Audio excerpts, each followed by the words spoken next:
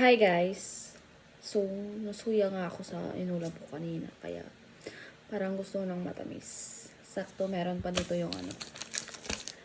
Inuwi nung kapatid ko nung nag-tour siya sa Hong Kong nung nakaraang linggo. So, merong Milka. Milka chocolate na broken hazelnut ang flavor. So, ayun. Tikman nga natin to.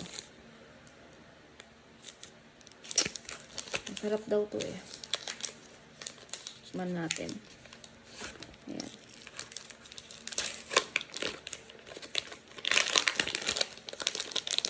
Ayan. Milka. Tamis.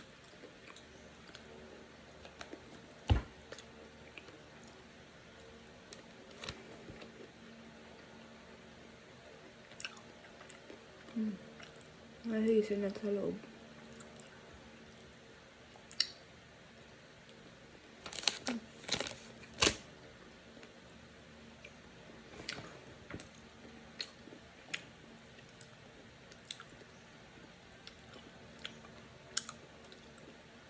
Meron akong dating gustong-gustong chocolate na. Yung din yung kuparit ko. Yung chocolate sa Hong Kong na mura. Yung Baron. Baron nata yun. Ganito din siya, kalaki. Hindi siya yung sobrang tamis, sakto lang. Kaya, sa isang upuan, kaya kong ubusin yung isang ganito dati. Hindi ako mahilig sa chocolate, pero paminsan-minsan kumakain ako. Kahit pag umuwi yung partner ko, wala siya masyadong dalang chocolate, pero meron tig-iisa ganun. Hindi ko siya kinakain kasi nga, hindi nga ako mahilig sa chocolate.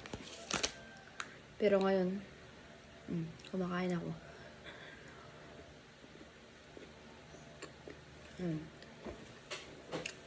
Harap.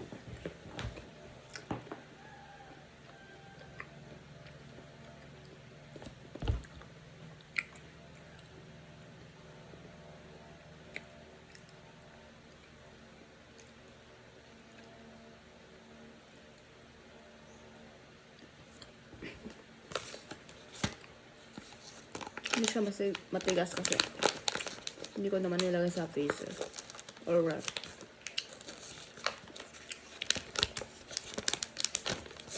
Ayan. Okay naman siya. Hindi siya yung kasi mga chocolate na sobrang tamis talaga.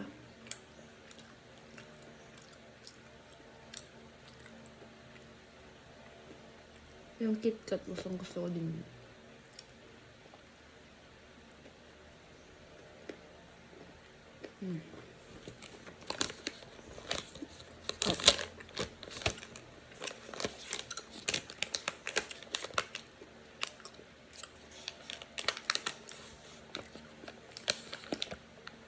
May konti pang natira.